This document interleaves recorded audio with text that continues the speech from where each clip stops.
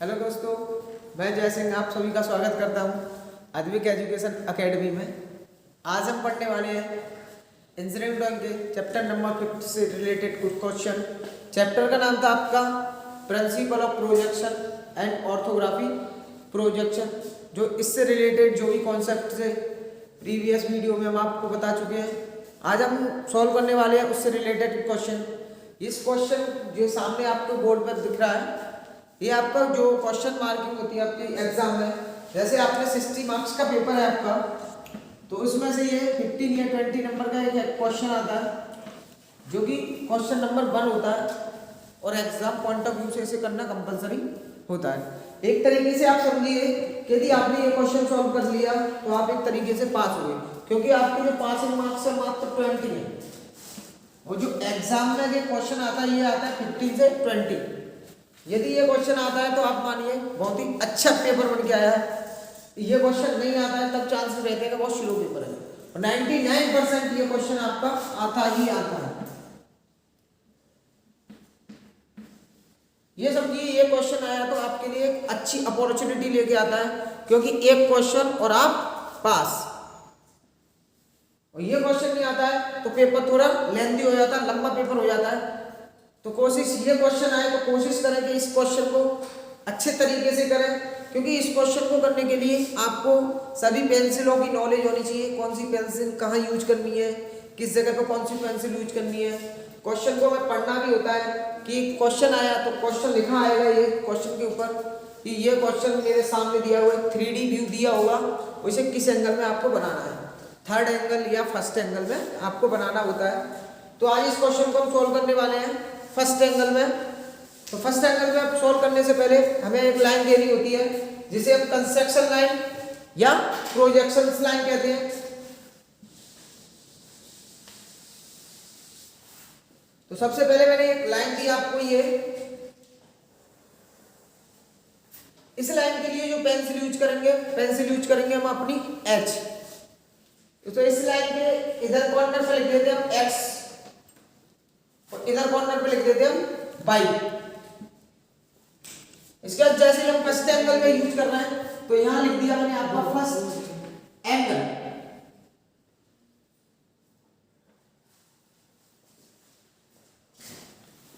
तो first angle की आपकी जो भी एक तरीके से पहचान मानिए या कुछ ही मानिए, फर्स्ट एंगल की आपकी पहचान क्या होती है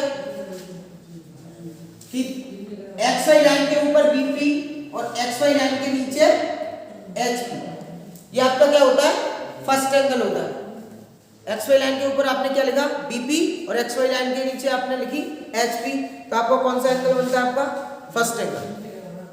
तो हमेशा ध्यान रखना पड़ता है कि फर्स्ट एंगल में जो बीपी पे क्या बनता है आपका फ्रंट व्यू।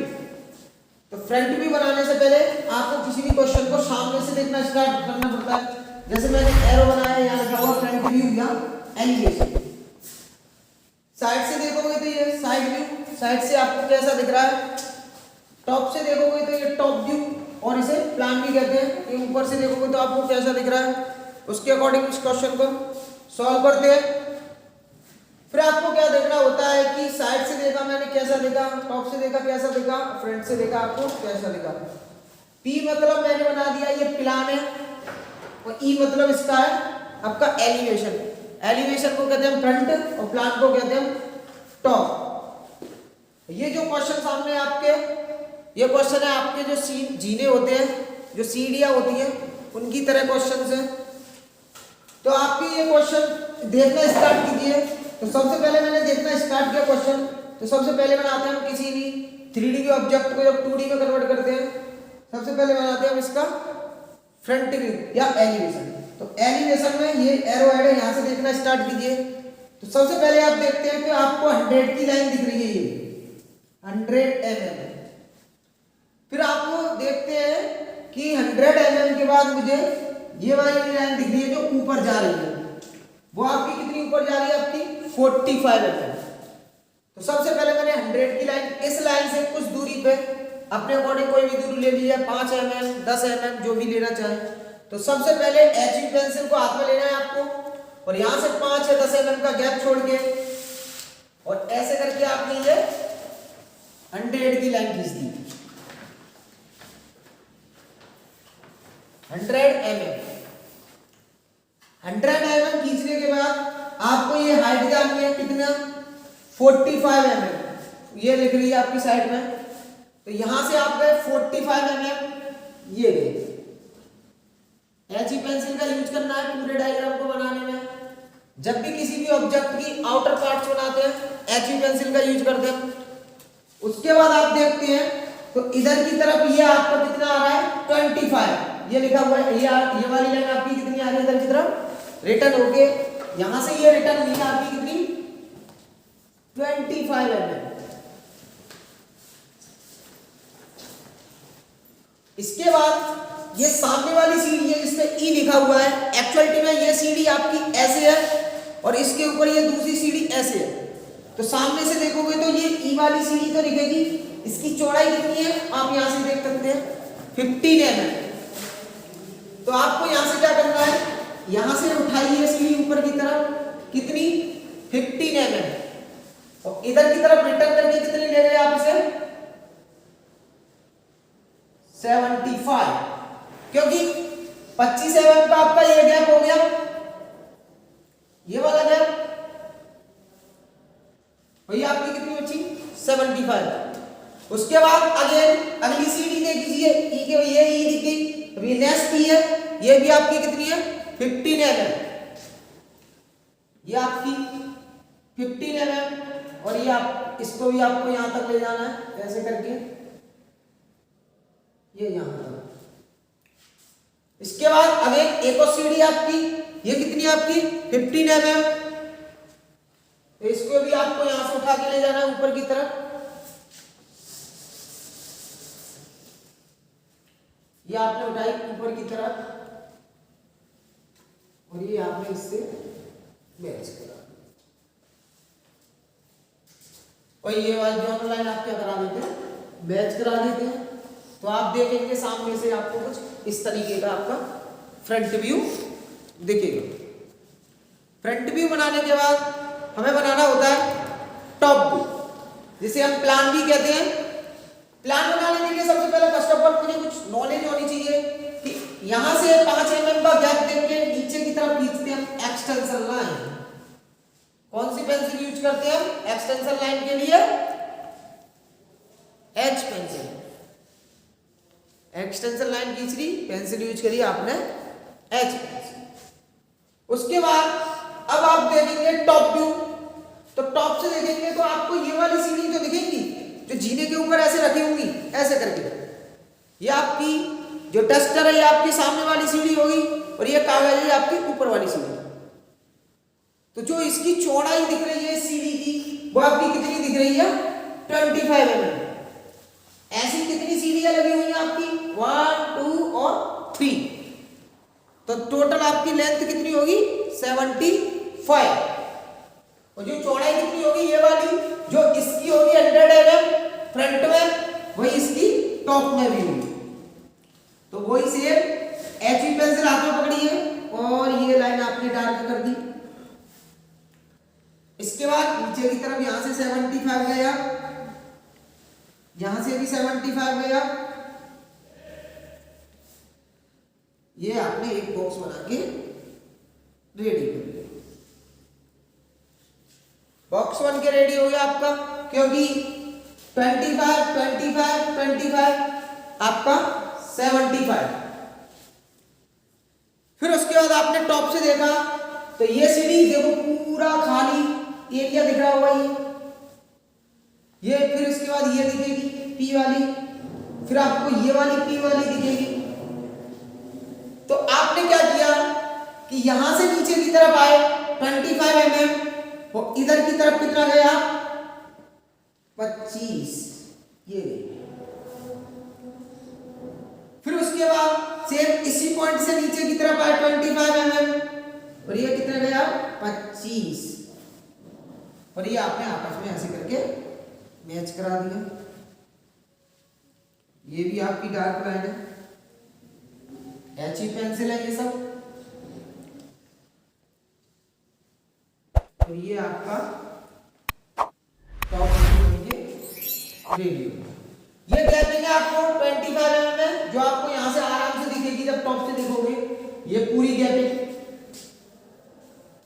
मेरी 25 की सीढ़ियां थी, तो 1 2 और 3 सीढ़ियां हुई आपकी 25 की। अब इसके बाद बनाना होता है मुझे इसका साइड व्यू। साइड व्यू बना देने के लिए हमेशा जो साइड व्यू बनता है हमेशा फ्रंट व्यू की बराबर में बनता है। फर्स्ट एंगल यूज कर रहे हैं तो राइट से देखेंगे तो लेफ्ट और लेफ्ट से देखेंगे तो राइट में बनेगा। तो इधर से हम देख रहे हैं अपने हमारा जो बोर्ड पे क्वेश्चंस बना हुआ है उसके अकॉर्डिंग लेफ्ट से देख रहे हैं तो बनकर आएगा आपका राइट साइड। अब आपका सबसे बड़ा क्वेश्चन यही होगा कि इसकी हाइट कितनी होगी, सीढ़ी कैसे चल रही होंगी।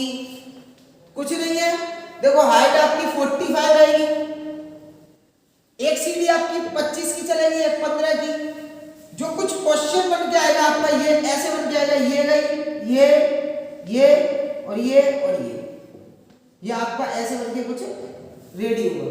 3 सीढ़ी आपकी वर्टिकल होंगी और 3 सीढ़ी आपकी हॉरिजॉन्टल टाइप में होंगी। फ्रंट बन गया आपका, टॉप बन गया। अब बनाना मुझे साइड। ये एक्सटेंशन लाइन डाली मैंने इधर और ये इधर भी मैंने एक्सटेंशन लाइन डाली। एक्सटेंशन लाइन डालने के बाद मैं देखता हूं, इधर से देखता हूं तो मुझे 45 की लाइन दिखेगी साइड व्यू से, फिर ये दिखेगी आपकी 25 की, एक आपकी 15 की, ऐसे करके मुझे कुछ इस ये वाली शेप दिखेगी, एक लाइन ये और इस टाइप से। तो सबसे पहले मैंने इस डायग्राम से थोड़ी दूरी पे एक डार्क लाइन खींची है HB पेंसिल का यूज करते हुए, ये खींच गई मेरी,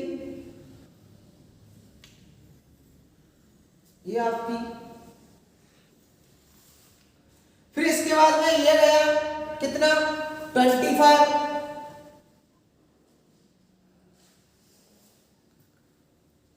लाने के बाद 15 नीचे, ये वाली लाइन जा रही है आपकी 15 नीचे। उसके बाद अगेन ये 25 वाली, ये आपकी 25 की लाइन आ गई। लाइन सभी सीधी होंगी, नेक भी आप टेढ़ी मेढ़ी लाइन नहीं कर सकते क्योंकि क्वेश्चन गलत हो जाएगा आपका। जो भी लाइन आएंगी आपकी एग्जैक्ट सीधी आएंगी। फिर उसके बाद आपकी 15 की लाइन नीचे की तरफ, तो आप देख सकते हैं यहां से भी कितनी वर्टिकल लाइन होंगी, कितनी आपकी हॉरिजॉन्टल। देखो एक वर्टिकल सीढ़ी, 2 वर्टिकल सीढ़ी और आपकी 3 वर्टिकल सीढ़ी। अभी मुझे कितनी मिली है, 2 वर्टिकल सीढ़ी और 2 और ये 3 मुझे हॉरिजॉन्टल मिलेंगी। ये गया मैं इधर 25, फिर अगेन नीचे की तरफ 15 और ऐसे करके मैंने इसे करा दिया नेक्स्ट। ये आपका साइड व्यू बन के रेडी हो गया। इसके बाद क्या करते हैं, डायमेंशन देते हैं। सबसे मोस्ट इंपोर्टेंट रोल जो निभाती है वो निभाती है आपकी डायमेंशनिंग। आपने डायग्राम बना लिया, डायमेंशन गलत है तो आपका क्वेश्चन भी गलत है एक तरीके से। इस क्वेश्चन को ये समझ लिए कि आपके लिए बहुत बड़ी अपॉर्चुनिटी है। ये क्वेश्चन सॉल्व नहीं कर पाए तो ये समझो इंजीनियरिंग में कुछ कर ही नहीं पाए। वैसे करना सबसे ज्यादा सिंपल क्वेश्चन है इंजीनियरिंग में, क्योंकि जब भी आप इंडस्ट्री में जाते हो तो जो आपको व्यू बनाने होते हैं वो हमेशा 3D व्यू बनाने होते हैं, फिर इनका 2D रेडी करना होता है। तो इस चैप्टर पे आप ज्यादा ध्यान दें और आपको कुछ भी चीज समझ में ना आ रही हो तो मैं कमेंट करते रहे लगातार, जिससे कि हम आपकी प्रॉब्लम्स को सॉल्व कर सकें। फिर उसके बाद क्या करना है, यहां से एक्सटेंशन लाइन खींची मैंने, ये गैप दिया 5 mm, ये नीचे की तरफ एक्सटेंशन लाइन डाली एक्सपेंशन से ही। फिर यहाँ पे dimension line 4 H pencil 3H 2H, ये एरो हेड बनाए। ये एरो हेड हमेशा एक्सटेंशन लाइन को टच करना चाहिए। इस लाइन के ऊपर लिखते हैं नंबर, ये 100 थी आपकी। साथ में हम mm नहीं लिखेंगे क्योंकि हम टाइटल ब्लॉक के ऊपर लिखते हैं all dimension in mm। Dimension देने का तरीका क्या है, जब आप डायमेंशन फिगर के नीचे दे रहे हो तो इस लाइन के ऊपर दोगे, ऊपर दे रहे हो तो इस लाइन के ऊपर दो। यदि डायमेंशन आपने इधर की तरफ दिखा दी, ये एक्सटेंशन लाइन डाली मैंने इधर, ये आपकी एक्सटेंशन लाइन, ये एरो हेड बना दिया। इस लाइन के बाहर की तरफ कितनी थी इसकी 75। अब आपको इधर दिखाने की जरूरत नहीं है डायमेंशन, पर मैं आपको समझाने के लिए बता देता हूं। एक्सटेंशन लाइन डाली इधर की तरफ ऐसे, ये लाइन खींची मैंने, ये बनाया एरो, इन्हें डार्क एरो बनाना, इन्हें अंदर से फिल कर देना एरो को सबको, क्योंकि एरो कई प्रकार के होते हैं एग्जाम में, मोस्टली इन्हीं का यूज करते हैं अभी तक सभी लोग। इधर की तरफ दिखानी है तो इस लाइन के अंदर, राइट से दिखाओगे तो लाइन के अंदर, लेफ्ट से दिखाओगे तो लाइन के बाहर, नीचे से दिखाओगे तो लाइन के ऊपर, ऊपर से भी दिखाओगे तो लाइन के ऊपर।